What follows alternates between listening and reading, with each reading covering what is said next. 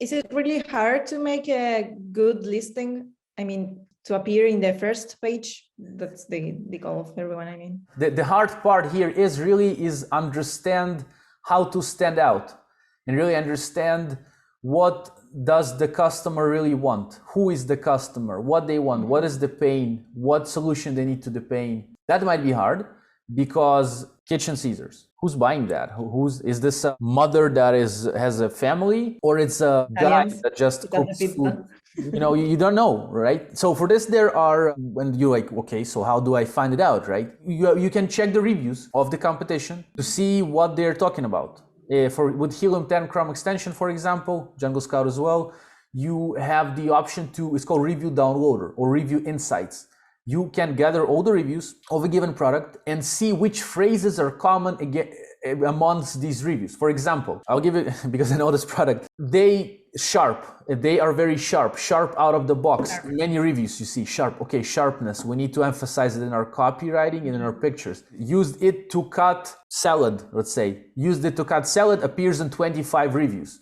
So when you have a picture in your listing, somebody is cutting like salad, right? That's one of the ways to understand it through competition research. And then, but I understand the question, like, is it hard really you see, it will take some time to understand, but the problem use the right keywords and to find the keywords and make the phrases and... Yeah, so for this, actually I have a free course, here on in Udemy and also on YouTube here. I mean, this here on YouTube. Here on YouTube, there on Udemy. Keyword research, how to gather a semantic core of keywords for your listing to appear in the most relevant places out of the box, like when you start the selling. So what the idea is, let's say kitchen scissors, but it's not only kitchen scissors, it's also kitchen shears, kitchen scissors, dishwasher safe, kitchen shears, cutting, chicken, sharp, blades, stainless steel. We need to gather all of this. Now, there are some keywords that we actually will be getting sales from, but there's also keywords like sharp. Well, actually, sharp is also, people might be looking for sharp kitchen scissors, like as a search, but some keywords will be like maybe what they do, like you have to add them to the copy. I will recommend you, Lucia, and our listeners, if you're not a copywriter, if you never studied it, then take it and outsource it.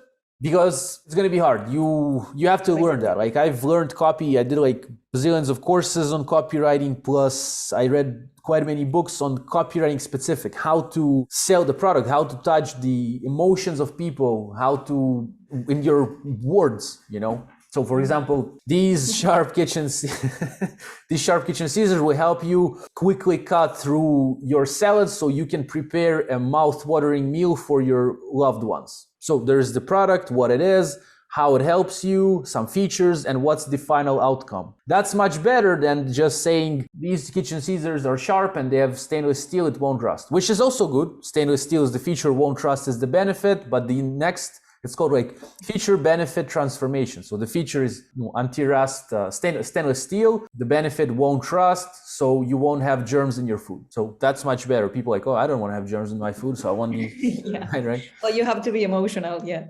So, but then also logical. Like it's called, you use in sales, you use emotions to touch the heart. Yes, but then logically, there's some segment of the audience that might be like, yeah, I'm excited about all this salad, but like, what's the size of the blades there? Like, Okay, so you say like, you input the size of the blades as well. So what I'm saying is you have to gather the keywords. There's a free course here on YouTube for that. I think it will close any gaps for you. Plus, they also talk about pictures in that course. Like there's a lesson where actually I talk about like 40 examples of selling pictures, different examples. And I would use professionals, both for the pictures, both for the copy. Unless you want to do it alone, which I don't recommend, especially for pictures, take a designer who is a professional. It might, and pay money, because if you start your listing straight away good, you will have better sales history. This will help you rank for the long term, but also do your competitive research, like understand what to put on your pictures. Here's a little hack. Children always help on pictures. They just will love children, and no matter what the product is, I mean, it matters, it depends, but if there's somehow a child in the context of the listing, good. Social proof, For example, you can see other people using the product hero image, like person that looks like the potential buyer, also important. If that's a woman that's about 40 years old, and we can sometimes not understand who exactly and what the age is, but we might understand the gender sometimes. And there's some other software, Mindcart AI, that's one of the software that you can see if you input different features of your product to run against real audience that will say which feature talks to them. And then from that, you can maybe base your images on, or on the reviews again.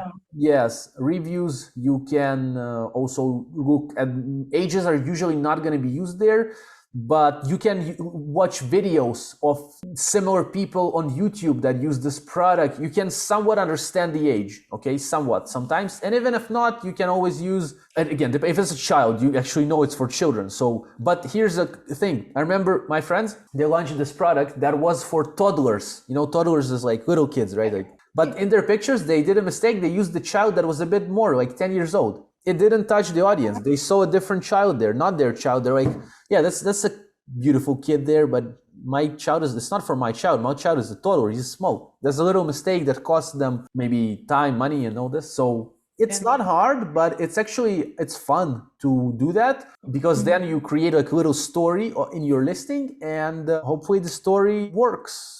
And if the story works or not, you will know by only data, testing it on Amazon itself, but also you will know it by doing good due diligence, like doing competitive research, and by having a good designer, a good copywriter. This all mixes up and you have a killer listing. And video can help. But you need for that brand registry these days. Or maybe actually maybe not. Maybe they not sure if these days you need a brand registry for video. I think not. I think now everybody can add.